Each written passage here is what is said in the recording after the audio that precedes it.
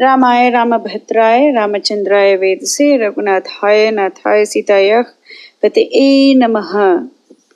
Ayodhya Kand, chapter number 72, Bharata's grief.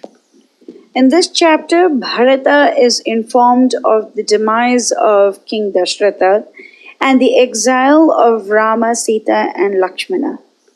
At first, he's a little bit confused, but then in the subsequent chapters, we are going to see his wrath against Kaikeyi. This is the explanation of this chapter. Verse 1. Apashyamstu tataha tatra pitaram pitur alaye jagama bharata drashtum mataram matur alaye. Bharata could not find the king in his apartments and sought to seek him out in those of his mother Kaikeyi. Verse 2. Anupraptam tutam drishtva Kaikeyi proshitam sutam utpapata tada hrishta tyaktva sauvarnam asanam. Kaikeyi could not contain her joy and she sprang forward to meet her son after his long absence abroad. Verse 3. Sapravishya eva dharmatma swagriham shri vivarjitam Bharata prati jagraha jananya charanau shubhau.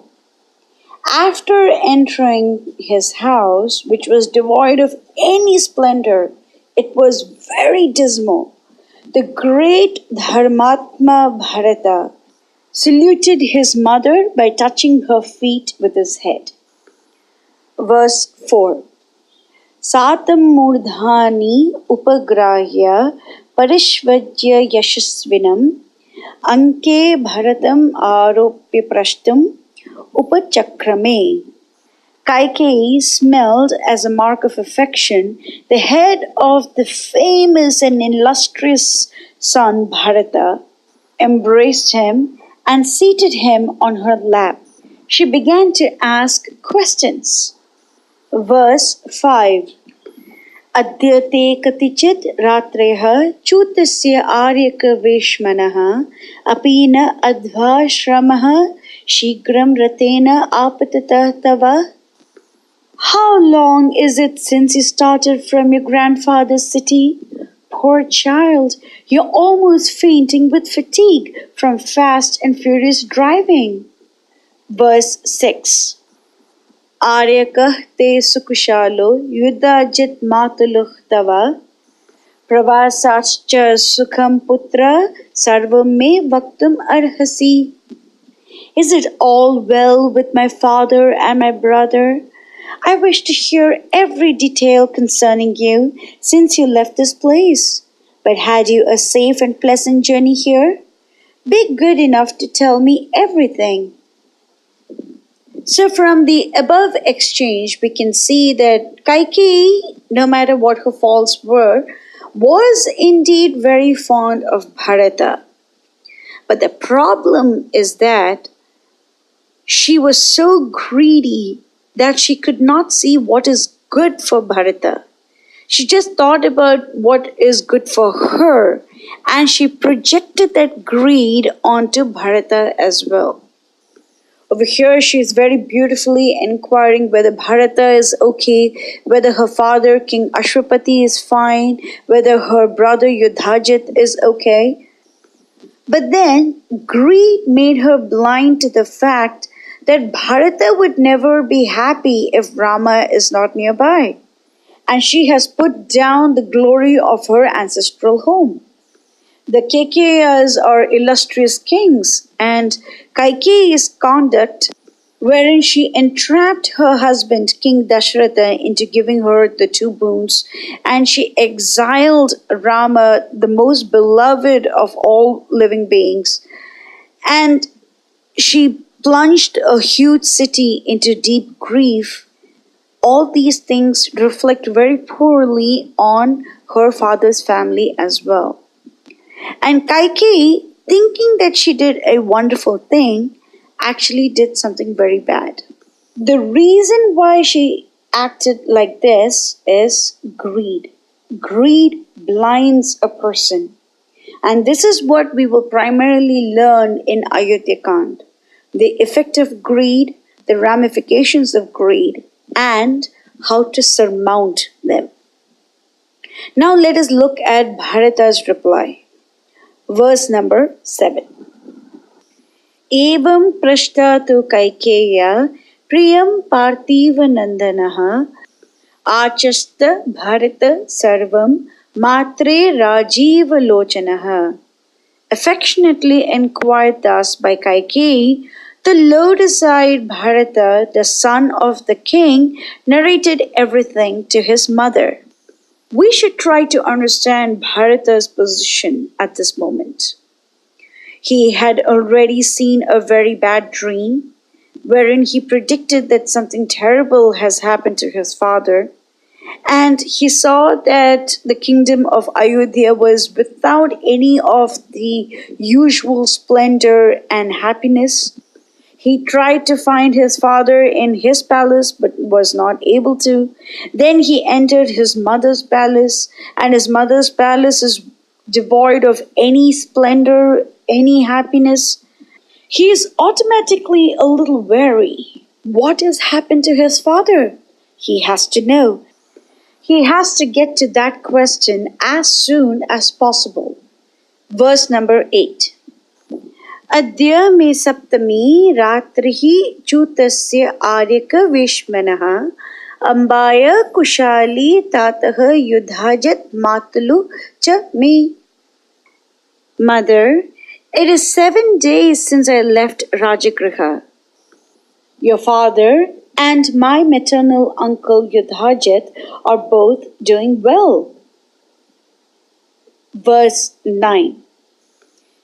Yanme dhanam charatnam chadadau raja parantapah parishrantam pati abhavat tatah aham purvam agatah.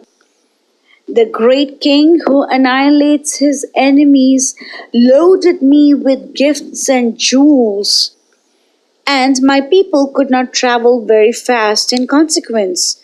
So I drove in advance, leaving them to follow me leisurely. Verse 10. Rajavakya harai dutai tvaryamano aham agatah yad aham prashtam ichhami tat amba vaktum arhasi. I came here hurriedly because of the message communicated by the royal messengers. Let my mother be good enough to tell me that which I desire to ask her. After answering Kaikeyi's questions, Bharata now poses his own question. What happened to his father? Even this simple question is asked most eloquently. Verse 11. Shunyo ayam shayaniya te paryanko hema bhushitah nachayam ikshvaku janah prahashta pratibhati me. How is it that this golden bed and seat are not adorned by the usual occupant?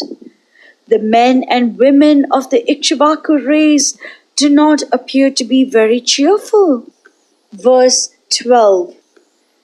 Raja bhavati bhuishtham iha ambaya niveshane tam aham na atya pashyami drashtam ichham iha agatah.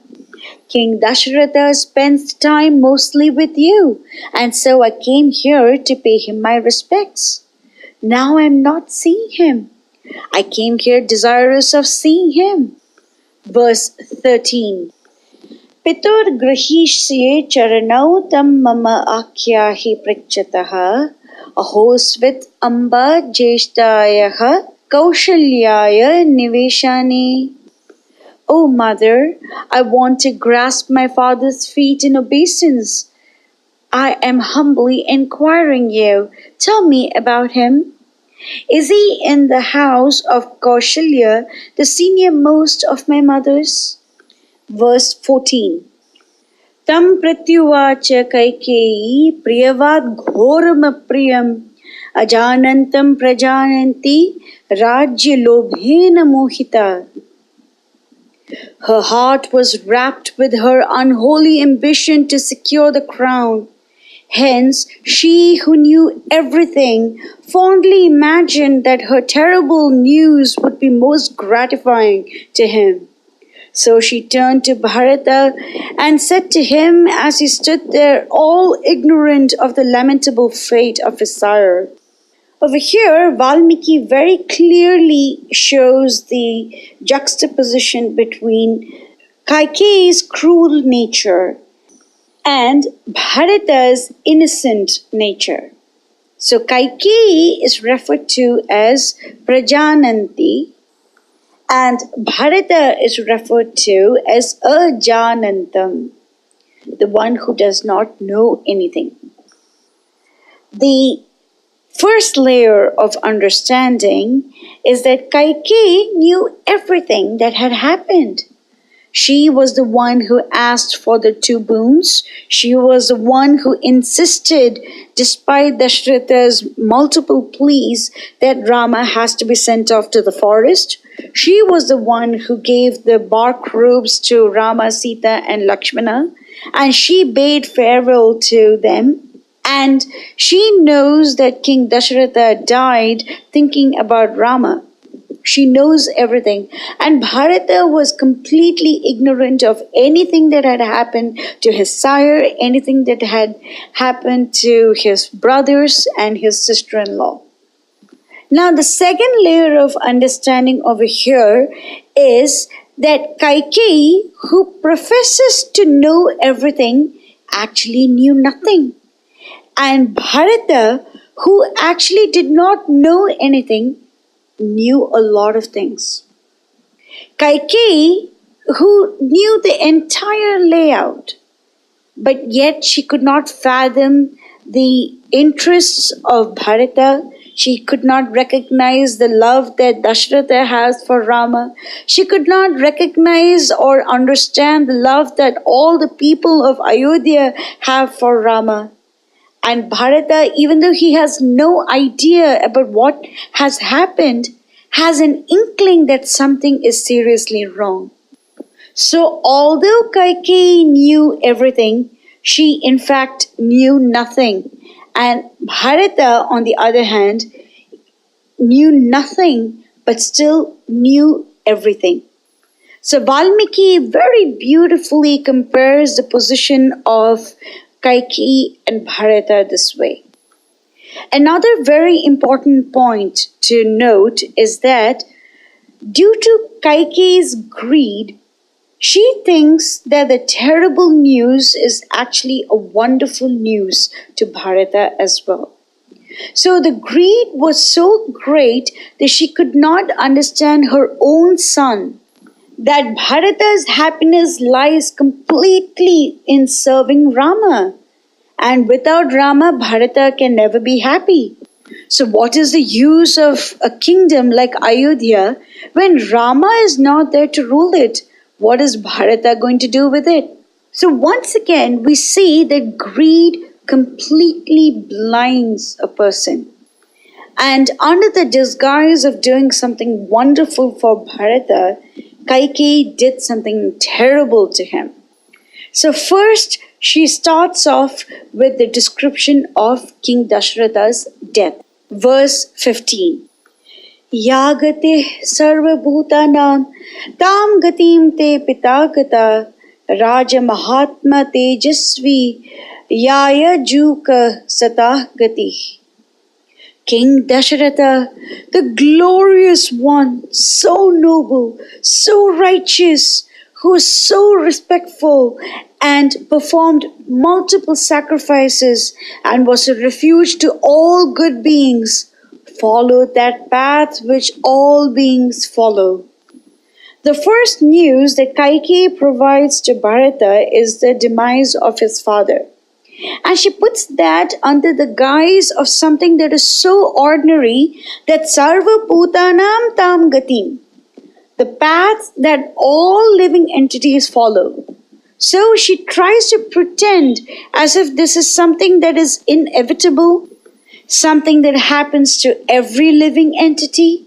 And that's exactly what happened to King Dasaratha as well. So nothing is abnormal, everything is normal, and everything is just going the way it is supposed to be. Tat Shrutva Bharata Vakyam Dharma Bijanavan Suchi Papapta Sahasa Bhumau Pitrushoka Balardita.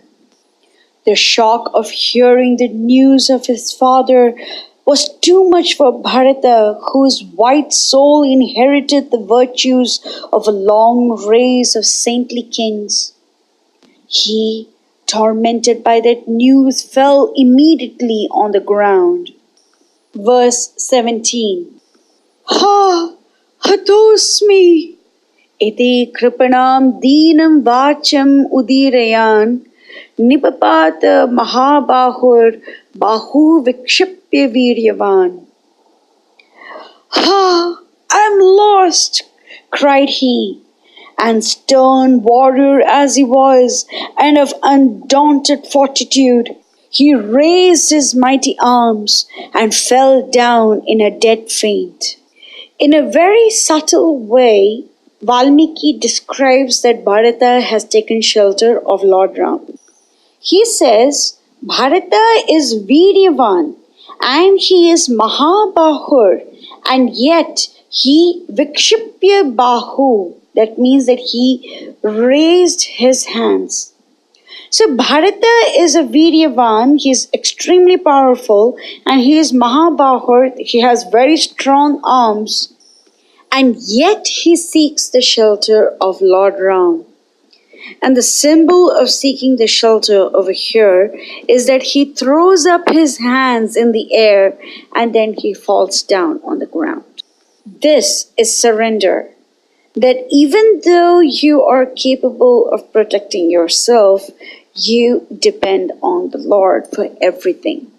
You should depend on the Lord. The perfect surrender is that you take the shelter of the Lord. Verse 18. Tataha shokena samvita pitur marana dukkitaha vilalapa mahateja bhranta kulita chetana. Then the highly resplendent Bharata was enveloped in grief, and his mind was troubled by reeling under the death of his father. Bharata lamented profusely. Bharata continues to see everyone in relation to Rama. So now the death of Dasaratha was more the death of Rama's father. And since he happened to be Rama's brother, he says that it is his father as well. And every single thing about Bharata shows that he is directly connected to Lord Rama, and he sees everyone else as connected to Lord Ram. Verse 19. Etat suruchiram bhati pitur me shayanam pura shashinev amalam ratro gaganam toyadatyaye. Like the queen of night in her perfect pomp and splendor as she rides through the clear skies, this golden seat shone with the king reclining on it. Verse 20. Tat idam na vibhati adya vihinam tena dhimataha vyomeva shinahinam abhushka iva sagaraha. How hateful and repulsive that golden couch looks without my virtuous father, and even as a moonless sky or the dried up ocean. Verse 21.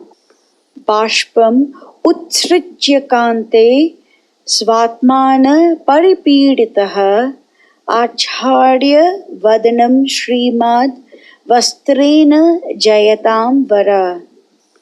A storm of tears choked the words of the person who is always victorious, and he, Bharata, covered his face with a garment and wept profusely.